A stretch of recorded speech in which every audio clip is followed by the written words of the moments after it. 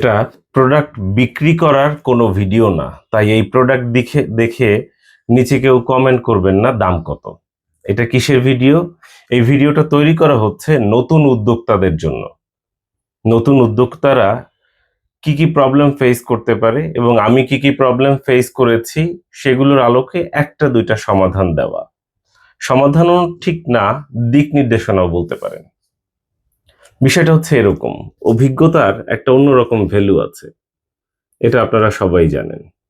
ধরুন, যিনি নতুন ব্যবসা করতে বসেছেন, তিনি প্রোডাক্ট বিক্রি করছেন।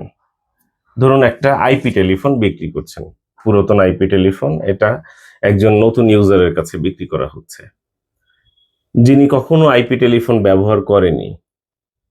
তার খুব শখ হয়েছে একটা আইপি টেলিফোন নেবেন। তো তার কাছে যদি প্রোডাক্টটা বিক্রি করা হয়, তাহলে তিনি কোন জায়গা থেকে শুরু করবেন?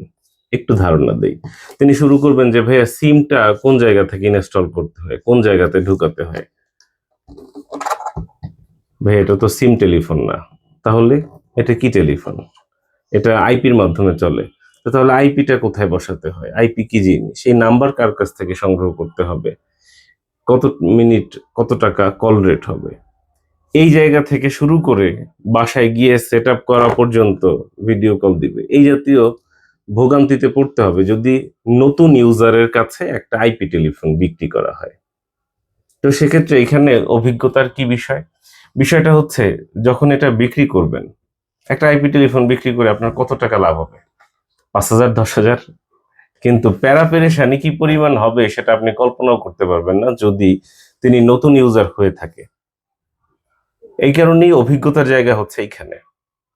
আপনি যখন দেখবেন যে তিনি এটা সম্পর্কে অবগত না, নতুন, প্রথমেই হয়তো আপনি তখন তাকে একটু বুঝিয়ে বলতে পারেন যে ভাইয়া আপনি দয়া করে ব্র্যান্ড নিউ কিনেন, অথবা এটা নিয়ে আরেকটু স্টাডি করেন। কারণ এটা বিক্রি করাটা আপনার কাছে মূল বিষয় না, এটা বিক্রি হয়ে গেল, বিক্রির পরবর্তীতে যে পরীক্ষাগুলো আপনাকে দিতে হবে, উনি কিভাবে ইনস্টল করবে, কি কি করবে টরবে, এই জাতীয় সব প্রশ্নের উত্তর কিন্তু আপনাকে দিতে হবে। আমি আমার এক সিনিয়র ভাইকে দেখেছি, তার কাছে আইপি টেলিফোন আছে, কাস্টমার চাচ্ছে কিন্তু তিনি দিচ্ছে না। বললাম, কেন ভাই? যে ভাইয়া এই টেলিফোন বিক্রি করার পরে যে পেরেশানি আসবে, কারণ তিনি তো নিজে সেট আপ করতে পারবে না, তিনি আমাকে একটু পর পর প্যারা পেরেশানি দিবে।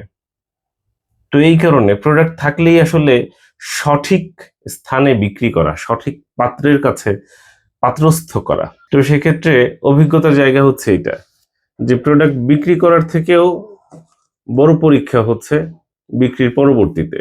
তিনি যদি না জানেন তাহলে কিন্তু আপনাকে অনেক বেশি ঝামেলায় পড়তে হবে।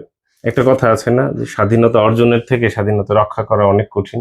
তো ঠিক সেরকম, আপনি যদি সৎ ব্যবসায়ী হয়ে থাকেন, তাহলে প্রোডাক্ট বিক্রির থেকেও আপনার কাছে বেশি গুরুত্ব পাবে বিক্রির পরবর্তী পরীক্ষা।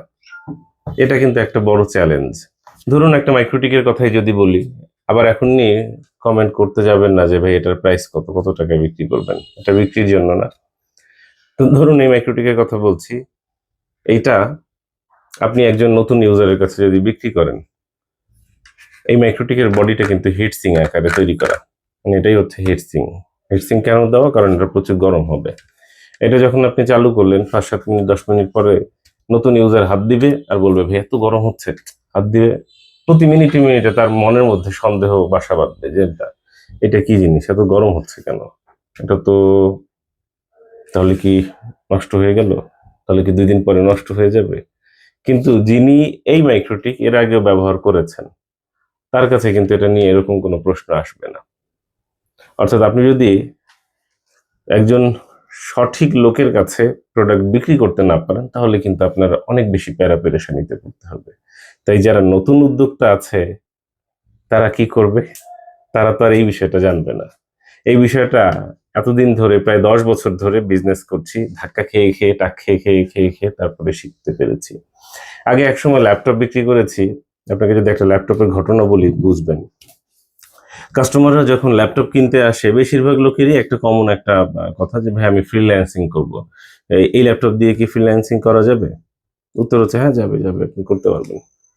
আবার ঠিক এই কাস্টমারই 6 মাস 1 বছর পরে ল্যাপটপ নিয়ে আসে, যে ভাইয়া আসলে যে কাজের জন্য নিয়েছিলাম ওরকম কোনো সময় পাইনি, যেরকম নিয়েছি ওরকমই রেখে দেওয়া হয়েছে, এখন দেখেন ভাই এটা কিছুটা কম হলেও আপনি আবার কিনবেন কিনা, আপনার কাছে আবার ফেরত দেওয়া যায় কিনা।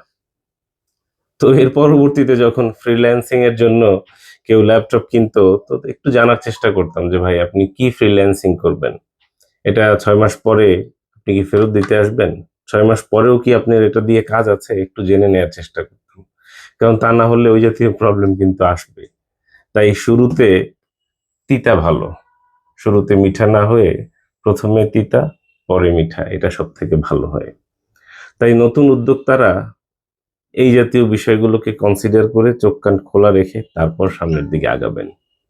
যারা এতক্ষণ মনোযোগ এবং ধৈর্য সহকারে এই ভিডিওটি দেখলেন সবার প্রতি কৃতজ্ঞতা এবং ভালোবাসা জ্ঞাপন করছি। আমাদের দোকানের ঠিকানা স্ক্রিনে দেখিয়ে দিচ্ছি। যদি সময় পান কখনো দোকানে আসবেন, চায়ের দাওয়াত দিচ্ছি আপনাদের সবাইকে। ভালো থাকবেন, সুস্থ থাকবেন। অসংখ্য ধন্যবাদ।